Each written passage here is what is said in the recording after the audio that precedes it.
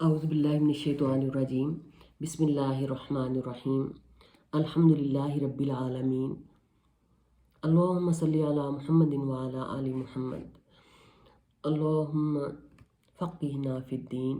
السلام علیکم۔ آج ہم سورۃ الناس کے بارے میں پڑھتے ہیں کہ دنیا میں رہتے ہوئے ہم انسان کو نہ کرتے بہت ساری مشکلات کا سامنا کرنا پڑتا ہے، اور اللہ کے نبی کی ایک حدیث ہے کہ ہر صاحب نعمت سے حسد کیا جاتا ہے۔ جب اللہ تعالیٰ ہمیں نعمت دیتا ہے نا تو اس نعمت میں صرف مال ہی نعمت نہیں ہوتی، اس نعمت میں مال، اولاد، رزق، حسن، خوبصورتی، انٹیلیجنس، علم، عقل، بہت کچھ آ جاتا ہے۔ تو ان ساری چیزوں کو جب ایک شخص میں یہ ساری چیزیں ہوتی ہیں تو انسان کے اندر ایک جو بری صفت رکھی گئی ہے وہ یہ ہے کہ اس میں حسد کی ایک صفت بھی ڈالی گئی ہے، اور اصل تقویٰ جو ہے وہ یہی ہے کہ جو شخص اپنی ان صفات، روحانی بیماریوں، حسد، بغض، کینہ پر قابو پاتا ہے تو وہی صحیح مومن اور وہی صحیح مسلم ہے۔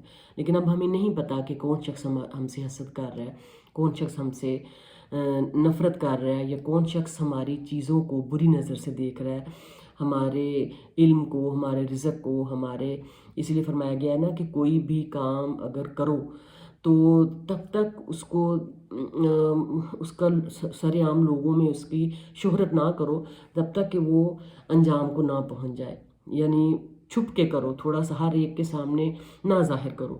یہ 3-4 باتیں ہمیں بتائی گئی ہیں۔ تو اب سب سے جب ہم نظر بد کی بات کرتے ہیں، اور پھر جب ہمارے جو سب کانٹیننٹ میں خاص کر بہت زیادہ توہم پرستی ہے، تو ہم سب لوگ جو ہیں وہ فوراً ہی کوئی بیماری، کوئی پریشانی، کوئی تکلیف آتی ہے تو ہم فوراً ہی اس چیز پہ آ جاتے ہیں کہ کوئی نہ کوئی، کسی نے مجھے کالا جادو کر دیا ہے، کسی نے مجھے نظر لگا دیا ہے، کسی نے مجھ پہ عمل کر دیا ہے، کسی نے مجھ پہ تعویذ ڈال دیے ہیں، کسی نے اس طرح، ہم لوگ بہت زیادہ ڈاؤٹ فل ہو جاتے ہیں۔ تو اب ہمارے پاس اس کا سب سے بہترین حل کیا ہے؟ اس کے لیے ہم کبھی کہیں کسی بزرگ کے پاس جاتے ہیں، بزرگ کے پاس جائیں، ان سے دعا منگوائیں، اس میں کوئی حرج نہیں ہے۔ لیکن کیا اللہ تعالیٰ نے ہمیں قرآن کی سمجھ دی ہے کہ نہیں دی ہے نا؟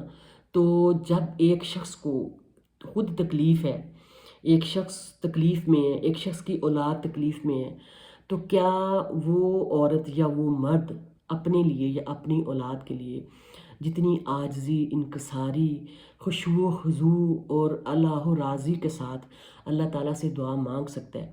کیا کوئی اور شخص اس کے لیے اتنی خشوع و خضوع اور دل کی گہرائیوں سے دعا مانگ سکتا ہے؟ تو کیوں نہ ہم اپنے لیے خود ہی سمجھیں، پڑھیں، اور اللہ سبحانہ و تعالیٰ کے عظیم جو کلام ہے، جو ہمارا سب سے بہترین پہلا اور آخری حل ہے، جس میں ہماری تمام مشکلات کا حل ہے، کیوں نہ ہم اس کی طرف رجوع کریں؟ تو یہ جو 2 صورتیں ہیں، قل اعوذ برب الناس یعنی سورۃ الناس، اور قل اعوذ برب الفلق یعنی سورۃ الفلق، یہ 2 صورتیں، ان کو معوذتین کہا جاتا ہے، یعنی 2 پناہ طلب کرنے والی صورتیں۔ یہ دونوں صورتیں بہت اہمیت کی حامل ہیں، اس کے بارے میں بہت ساری احادیث ہیں۔ اس میں ایک حدیث ہے جس میں نبی صلی اللہ علیہ وآلہ وسلم کو نماز میں بچھو ڈس گیا۔ نماز سے فراغت کے بعد آپ صلی اللہ علیہ وآلہ وسلم نے پانی اور نمک منگوا کر اس کے اوپر ملا، اور ساتھ ساتھ قل یا ایھا الکافرون، قل ھو اللہ احد اور قل اعوذ برب الناس پڑھتے رہے۔ مطلب اللہ کے نبی اپنے ہر عمل کے لیے جو ہے وہ قرآن کی طرف لپکتے تھے، نماز کی طرف لپکتے تھے، صبر کی طرف لپکتے تھے۔ تو ہم جو ہیں، ہم کیوں نہیں قرآن کی طرف لپکتے؟ ہمارا پہلی اور آخری امید کیوں قرآن نہیں ہے؟ ہم نے کیوں قرآن کو اپنی شیلفوں میں سجا کے رکھا ہوا ہے؟ کیوں قرآن ہمارے ہاتھوں میں نہیں ہے؟ کیوں قرآن ہماری سائڈ ٹیبلوں میں نہیں ہے؟ کیوں قرآن ہماری ڈائننگ ٹیبلوں پہ نہیں ہے؟ اللہ تعالیٰ ہم سب کے دلوں میں قرآن کی محبت ڈالے اور ہم قرآن سے محبت کریں۔ یہ سورہ جو ہم سورۃ الناس پڑھ رہے ہیں، یہ حضرت محمد صلی اللہ علیہ وآلہ وسلم کو جب آپ صلی اللہ علیہ وسلم پہ جب جادو ہوا تھا تو یہ دونوں صورتیں نازل ہوئی تھیں، تو آپ صلی اللہ علیہ وسلم نے ان کو پڑھنے کو معمول بنا لیا تھا اور باقی ساری کی ساری چیزیں چھوڑ دی تھیں۔ حضرت عائشہ فرماتی ہیں کہ صحیح بخاری کی حدیث ہے کہ حضرت عائشہ فرماتی ہیں جب آپ صلی اللہ علیہ وآلہ وسلم کو کوئی تکلیف ہوتی تو موضعتین، یعنی موضعتین کا مطلب ہے، تین کا مطلب ہوتا ہے دو، تسنیہ کا صیغہ ہے، دو چیزوں کے لیے یہ ورڈ یوز ہوتا ہے، موضعتین یعنی دو صورتیں، قل اعوذ برب الفلق اور قل اعوذ برب الناس پڑھ کر اپنے جسم پر پھونک لیتے۔ جب آپ صلی اللہ علیہ وسلم کی تکلیف زیادہ ہو گئی تو میں یہ صورتیں پڑھ کر آپ صلی اللہ علیہ وسلم کے ہاتھوں کو برکت کی امید سے آپ صلی اللہ علیہ وسلم کے جسم پر پھیرتی۔ دیکھیں یہ ہمارے پیارے حبیب صلی اللہ علیہ وسلم کا عمل تھا۔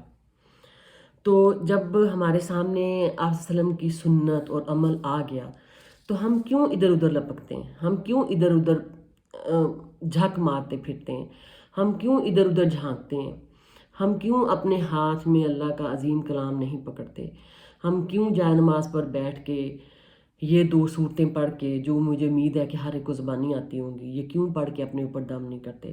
اللہ کے نبی یہ صورتیں پڑھتے تھے اور پڑھ کے مطمئن ہو جاتے تھے، اپنے اوپر دم کرتے تھے۔ آپ صلی اللہ علیہ وسلم کا رات کو بھی معمول تھا کہ آپ صلی اللہ علیہ وآلہ وسلم رات کو سوتے ہوئے یہ سورۃ الناس اور سورۃ الفلق پڑھتے اور پڑھ کر اپنے ہاتھوں کے اوپر مٹھی بنا کر دعا کی طرح ہاتھ بنا کر دونوں ہاتھوں کے اوپر پھونک مارتے اور پھر اس کو سارے پہلے اپنے چہرے پر ملتے، پھر اپنے سارے جسم پر ملتے، پھیرتے، پھر جہاں جہاں تک ہاتھ پہنچتا وہاں تک اس کے اوپر پھیر کے اور تسلی کے ساتھ سو جاتے۔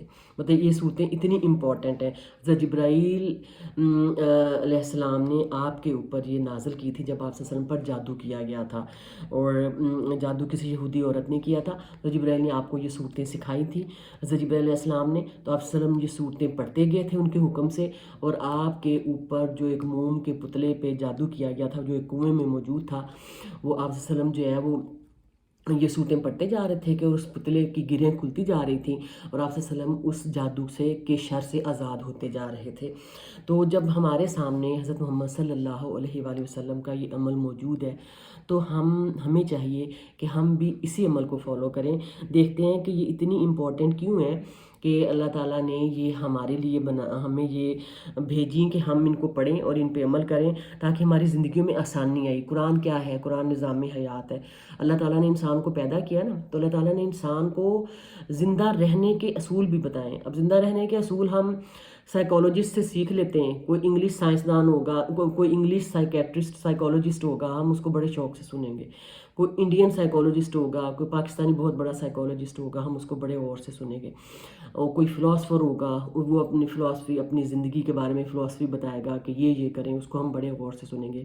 لیکن جو ہم مسلمانوں کے لیے بہترین، سب سے افضل ترین ضابطہ حیات، نظام حیات اللہ تعالیٰ نے قرآن حکیم، قرآن فرقان کی شکل میں جو حق اور باطل میں تمیز کرنے والی کتاب ہے اس کی شکل میں ہمیں عطا کی ہے، تو ہم کیوں نہیں اس کی طرف لپکتے، ہم کیوں نہیں اس کو پڑھتے، ہم کیوں نہیں اس کو دیکھتے۔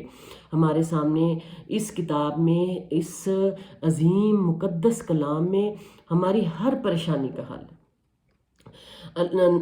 صحابہ کرام رضی اللہ عنہم جب ان کا تسمہ بھی ٹوٹا تھا نا تو وہ اللہ تعالیٰ سے دعا مانگتے تھے اور اللہ تعالیٰ سے مانگتے تھے۔ ہم کیا کرتے ہیں؟ ہمیں کوئی پریشانی آتی ہے تو ہم کبھی کسی کی طرف لپکتے ہیں، کبھی کسی کی طرف لپکتے ہیں، کبھی کسی سے مدد طلب کرتے ہیں، کبھی کسی سے مدد طلب کرتے ہیں۔ جی ہاں، مدد طلب کی جا سکتی ہے، انسان کے کام آتا ہے، لیکن سب سے پہلا جو ہم پہ حق ہے وہ اللہ کا ہے۔ سب سے پہلے ہمیں اپنے رب کی طرف لپکنا ہے۔ کیوں لپکنا ہے؟ ابھی ہم نے پڑھا کہ بسم اللہ الرحمن الرحیم شروع کرتے ہیں، قل اعوذ برب الناس، آپ کہہ دیجئے کہ میں لوگوں کے پروردگار کی پناہ میں آتا ہوں۔ اب یہ کوئی معمولی الفاظ نہیں ہے کہ لوگوں کا پروردگار کو استغفر اللہ، نعوذ باللہ کو معمولی نہیں ہے جس کی پناہ میں ہم آتے ہیں۔ ہم قرآن کو لائٹلی لیتے ہیں، ہم اس کے میننگ میں جھانکتے نہیں، ہم کی تہ میں جاتے نہیں، ہم اس کی آیتوں میں غوطے نہیں لگاتے۔ ہم دیکھیں، ہم اس کی آیتوں کو غور کریں، دیکھیں، پڑھیں، سمجھے تو ہمیں پتہ چلے نا کہ قل اعوذ برب الناس یہ کوئی معمولی لفظ نہیں ہے۔ آپ کہہ دیجئے کہ میں لوگوں کے پروردگار کی پناہ میں آتا ہوں۔ اب پروردگار رب جو ہے، اس کا یہ مطلب ہے جو ابتدا سے ہی، جب کہ انسان ابھی ماں کے پیٹ میں ہی ہوتا ہے، اس کی تدبیر و اصلاح کرتا ہے۔ حتیٰ کہ وہ بالغ ہو جاتا ہے، پھر وہ یہ تدبیر چند مخصوص افراد کے لیے نہیں کرتا بلکہ تمام انسانوں کے لیے کرتا ہے، اور تمام انسانوں کے لیے نہیں بلکہ اپنی تمام مخلوقات کے لیے کرتا ہے۔ یہاں صرف انسانوں کا ذکر انسان کے اس شرف اور فضل کے اظہار کے لیے ہے جو اس کو تمام مخلوقات پر حاصل ہے۔ یعنی اللہ تعالیٰ نے ہمیں بنا کر بیکار نہیں چھوڑ دیا۔ اللہ تعالیٰ نے ہمارے اوپر 24 گھنٹے کے لیے مسلسل 2 نگہبان فرشتے مقرر کیے ہوئے ہیں، ہر لمحے کے لیے۔ قرآن کی آیت میں ہے کہ ابھی ہمارے منہ سے لفظ نکلتا نہیں ہے کہ ہمارے مقرر کردہ فرشتے وہ لفظ اچک لیتے ہیں، پکڑ لیتے ہیں، اس کو لکھ لیتے ہیں، جن کو ہم کرامن کاتبین کہتے ہیں، جو ہمارے دائیں کندھے پہ ہمارے اچھے اعمال لکھنے والا اور بائیں کندھے پہ ہمارے برے اعمال لکھنے والا۔ اللہ تعالیٰ نے ہمیں بنا کے ایسے نہیں چھوڑ دیا۔ جب ہم بڑے ہوتے ہیں، بچے ہوتے ہیں، جوان ہوتے ہیں، تو خاص کر جوانی میں تو ہم یوں فیل کر رہے ہوتے ہیں کہ بس اب ہم جیسا دنیا میں کوئی نہیں ہے۔ طاقت، صحت اور خوبصورتی، حسن، ہر چیز عروج پہ ہوتی ہے، تو اس عروج میں ہم بالکل ہی خدا کو بھولے ہوئے ہوتے ہیں۔ اور اللہ تعالیٰ کو 7 لوگ جو ہیں وہ حشر کے دن، قیامت کے دن اللہ تعالیٰ کے عرش کے سائے کے نیچے ہوں گے، اور ان 7 لوگوں میں ایک جوان وہ ہوگا جس نے اپنی جوانی اللہ کی عبادت میں گزاری ہوگی۔ نوجوانوں اور جوانوں کے لیے بہت ضروری ہے۔ ہم سب سوچتے ہیں کہ ہم بوڑھے ہوں گے تو ہم عبادت کریں گے۔ قل اعوذ برب الناس، آپ کہہ دیجئے کہ میں لوگوں کے پروردگار کی پناہ میں آتا ہوں، اس رب کی پناہ میں آتا ہوں جو میرا پالنے والا ہے، میرا نگہبان ہے۔ مالک الناس، لوگوں کے مالک کی پناہ میں آتا ہوں، جو ایسا مالک، جو ذات تمام انسانوں کی پرورش اور نگہداشت کرنے والی ہے، وہی اس لائق ہے کہ کائنات کی حکمرانی اور بادشاہی بھی اسی کے پاس ہو۔ ٹھیک ہے، پیدا اس نے کیا اور لایا ہمیں، وہ پرورش ہماری وہ کر رہا ہے، نگہداشت ہماری وہ کر رہا ہے، تو obvious سی بات ہے کہ مالک بھی وہی ہوگا۔ مالک الناس، لوگوں کے مالک کی پناہ میں آتا ہوں۔ الہ الناس، بڑی پیاری بات ہے۔ الہ کا مطلب ہوتا ہے معبود۔ معبود کون ہے؟ جس کی عبادت کی جائے، لوگوں کے معبود کی۔ ہمارے معبود کون ہیں؟ ہمارے معبود ہماری خواہشیں ہیں۔ کیا چیز ہے؟ جو بھی ایسی چیز جو ہمیں اللہ کی محبت سے روکے، جو ہمیں اللہ سے دور کرے، ہمارا وہ معبود بن جاتا ہے۔ نماز کا وقت ہے، مغرب کی نماز کا وقت ہے، میں نے یوٹیوب لگایا ہوا ہے، یوٹیوب کے بیٹھ کے اوپر میں مووی دیکھ رہی ہوں، میں باہر مغرب کی نماز کا وقت گزر گیا، میں کسی مال میں شاپنگ کر رہی ہوں، تو بتائیں مجھے اس وقت کیا چیز امپورٹنٹ ہے؟ کیا مغرب کی نماز امپورٹنٹ ہے یا شاپنگ امپورٹنٹ ہے؟ کیا مغرب کی نماز امپورٹنٹ ہے یا یوٹیوب کے اوپر چلتی ہوئی مووی امپورٹنٹ ہے؟ اب تو ہم نے گھروں میں تھیٹرز بنا لیے، تو پھر کیوں مسلمانوں پہ زوال نہ آئے؟ یہ ہماری یہ ہماری خواہش نفس ہمارا معبود بن گئی ہوئی ہے۔ الہ الناس، لوگوں کے معبود کی۔ معبود کون ہے؟ معبود وہ ہے جو تمام کائنات کا پروردگار ہو، پوری کائنات پر اسی کی بادشاہی ہو، وہی ذات اس بات کی مستحق ہے کہ اس کی عبادت کی جائے، اور وہی تمام لوگوں کو معبود ہو۔ چنانچہ میں اس عظیم اور برتر ہستی کی پناہ طلب کرتا ہوں۔ کتنی اہم اور کتنی امپورٹنٹ آیات ہیں۔ قل اعوذ برب الناس، آپ کہہ دیجئے کہ میں لوگوں کے پروردگار کی پناہ میں آتا ہوں۔ مالک الناس، لوگوں کے مالک کی پناہ میں آتا ہوں۔ الہ الناس، لوگوں کے معبود کی پناہ میں آتا ہوں۔ سمجھ آ رہی کہ صورت کی اتنی امپورٹنس کیوں ہے؟ معبود کی پناہ میں آنے سے یہ ہے کہ جب بس اللہ نے ہمیں پیدا کیا ہے، اللہ نے ہماری حفاظت کرنی ہے، اور جب تک ہماری زندگی ہے ہم چل رہے ہیں، اللہ کے اختیار میں ہیں۔ جو ہی اللہ نے ہمارا وقت ختم ہو جانا ہے، ہم نے بس لیکن ہم نے یہ سوچنا ہے کہ کیا یہ ہماری زندگی اللہ نے ہمیں ایسے ہی اتنی نعمتیں، دولت، کھانا پینا، صحت، جوانی، اولاد، بچے، سارا کچھ اللہ نے ہمیں ایسے دے دیا؟ یہ آزمائش ہے، یہ امتحان گاہ ہے۔ اللہ تعالیٰ نے فرمایا، قرآن کی ایک آیت ہے، وَمَا خَلَقْتُ الْجِنَّ وَالْإِنسَ إِلَّا لِيَعْبُدُونَ، اور نہیں پیدا کیا میں نے جنوں اور انسانوں کو مگر صرف اس لیے کہ وہ میری عبادت کریں۔ اور کیا یہ ہماری زندگی کا پرپس ہے، یہ ہماری زندگی کا مقصد ہے، اللہ کی عبادت؟ تو ذرا تھوڑا سا رات کو انالیسس کر کے سویا کریں، اپنے آپ کا، لائف کا، پورے ڈے کا، پورے ویک کو انالائز کیا کریں بیٹھ کے کہ آج میں نے اپنا کتنا وقت اللہ کی عبادت میں گزارا ہے، کیونکہ میری زندگی کا مقصد کیا ہے؟ وما خلقت الجن والانس الا لیعبدون، اللہ نے انسانوں جنوں کو صرف اپنی عبادت کے لیے پیدا کیا، اور اللہ کو ہماری عبادت کی ضرورت نہیں ہے، اللہ کو ہماری عبادت کی قطعاً ضرورت نہیں ہے، ہمیں اللہ کی ضرورت ہے۔ ہم اپنے اللہ کی رضا کے لیے اور اللہ کی جنت کی طلب کے لیے ہم اللہ کی عبادت کریں گے۔ اللہ تعالیٰ تو بے نیاز ہے، دنیا میں ہر مخلوق، زمین آسمان چرچرا رہا ہے، اس پہ اتنے فرشتے اللہ کی عبادت کر رہے ہیں کہ آسمان پہ قدم رکھنے کی جگہ نہیں ہے۔ تو کیا اللہ کو ہماری عبادت کی ضرورت ہے؟ اللہ کو ہماری عبادت کی ضرورت بالکل نہیں ہے۔ یہ ہم سب کس لیے کر رہے ہیں؟ ہم یہ سب اپنے لیے کر رہے ہیں۔ الہ الناس، لوگوں کے معبود کی پناہ میں، من شر الوسواس الخناس، وسوسہ ڈالنے والے، پیچھے ہٹ جانے والے کے شر سے۔ وسوسہ ڈالنے والا شیطان ہے۔ شیطان بہت ہی انسان کا بہت بڑا دشمن ہے، عدو مبینہ، کھلا دشمن، کھلا چیلنج شیطان نے دیا ہوا ہے۔ اللہ تعالیٰ کو چیلنج کیا تھا کہ میں تیرے بندوں کو بہکاؤں گا، میں ان سے ہر غلط کام کرواؤں گا، صحیح ہے۔ تو وسواس کہا جاتا ہے کہ شیطان نہایت غیر محسوس طریقے سے انسان کے دل میں بری باتیں ڈالتا ہے، اس کو وسوسہ کہتے ہیں۔ اور خناس بھی شیطان کی ایک صفت ہے کہ جب اللہ کا ذکر کیا جاتا ہے تو یہ کھسک جاتا ہے، اور اللہ کی یاد سے غفلت بڑھتی جاتی ہے تو یہ دل پر چھا جاتا ہے۔ جو شخص جتنا اللہ کے قریب ہوتا جاتا ہے اتنا شیطان اس سے دور ہوتا جاتا ہے، اور جو شخص جتنا اللہ سے دور ہوتا جاتا ہے شیطان اس کو اتنا نزدیک ہوتا جاتا ہے۔ اب ہم نے یہ دیکھنا ہے کہ کیا ہم اپنا سارا دن شیطان کی میت میں گزار رہے ہیں کہ اللہ کے قرب حاصل کرنے میں گزار رہے ہیں، کیونکہ ہر انسان کے ساتھ ایک شیطان لگا ہوا ہے جو ہر لمحہ اس کو بہکا رہا ہے۔ تو اب ہمیں یہ دیکھنا ہے، لیکن جب ان شیطان نے کہا تھا نا کہ میں تیرے لوگوں کو بہکاؤں گا، تو اللہ تعالیٰ نے آگے کیا فرمایا تھا؟ اللہ تعالیٰ کا شیطان کا قرآن میں ڈائلاگ ہے، اللہ تعالیٰ نے فرمایا تھا لیکن تو بہکائے گا، لیکن میرے مخلص بندے تیرے بہکاوے میں قطعی نہیں آئیں گے۔ تو کیا ہم اللہ کے مخلص بندے بننا چاہتے ہیں؟ انشاءاللہ العظیم۔ الذی یوسوس فی صدور الناس، جو لوگوں کے سینوں میں وسوسے ڈالتا ہے۔ شیطان کا کیا کام ہے؟ بڑی نرمی سے، بڑی آرام سے، بہت ہی کیا سے کہتے ہیں کہ لاشعوری طور پر انسان ہمیں ایسے بہکاتا ہے، ایون ہمارے جو بہت نزدیکی کلوز فرینڈز سرکل، ریلیٹیوز، ان کے تھرو ہم بہک جاتے ہیں۔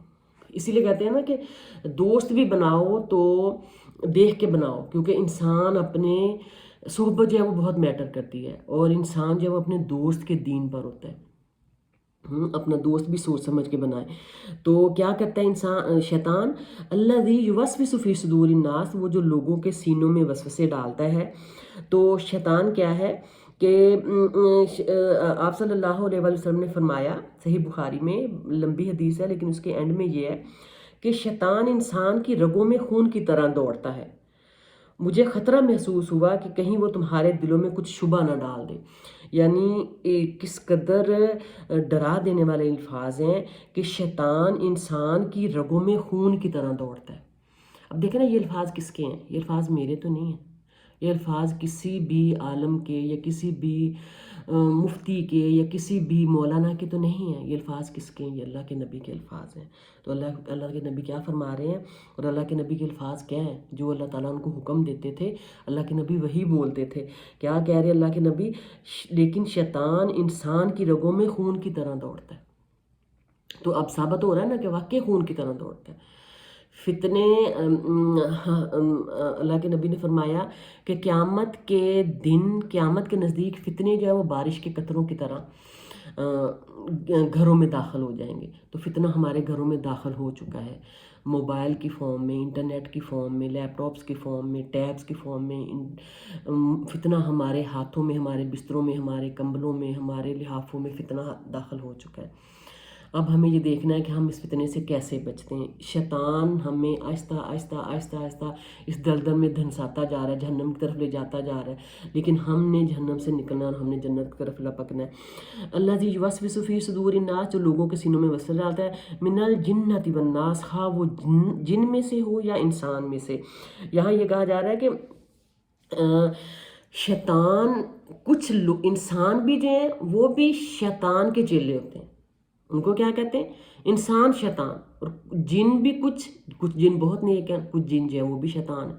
تو کیا کہا جا رہا ہے کہ جن شیطان، تو جنوں شیطانوں سے بھی بچنا ہے اور انسانوں شیطانوں سے بھی بچنا ہے۔ دیکھیں اب یہ مجھے آپ کو سمجھانے کی ضرورت نہیں ہے کہ شیطان انسان کون ہے۔ شیطان انسان بڑا آسان آپ کے سامنے ایک اپنے دل سے فتویٰ لے کے پوچھیں کہ ایک آپ کا دوست ہے، ایک آپ کا ساتھی ہے، ایک آپ کا پارٹنر ہے، ایک آپ کا بیٹا ہے، ایک آپ کی بیٹی ہے، وہ آپ کو کہہ رہا ہے کہ چلیں آئیں جمعہ کی نماز پڑھ کے آتے ہیں، اور ایک آپ کا پارٹنر یا جو بھی فرینڈ جو بھی وہ آپ کو کہہ رہا ہے کہ چلو آؤ سنیما میں مووی دیکھنے چلیں۔ تو اب بتائیں، خود ہی اپنے دل سے فتویٰ لے کے بتائیں کہ کون جو ہے وہ آپ کو اللہ کی طرف لے کے جا رہا ہے، کون شیطان انسان ہے اور کون مومن انسان ہے۔ یہ آپ کو فیصلہ خود کرنا ہے، آپ خود سمجھدار ہیں۔ اللہ تعالیٰ ہمیں قرآن کی تمام تعلیمات پر احکامات پر عمل کرنے کی توفیق دے اور ہم اس صورت کو اپنا معمول بنائیں، اور اللہ تعالیٰ ہم سے ہماری ساری غلطیاں معاف فرمائے، درگزر فرمائے۔ سبحانک اللہم و بحمدک اشہد ان لا الہ الا انت استغفرک و اتوب الیک۔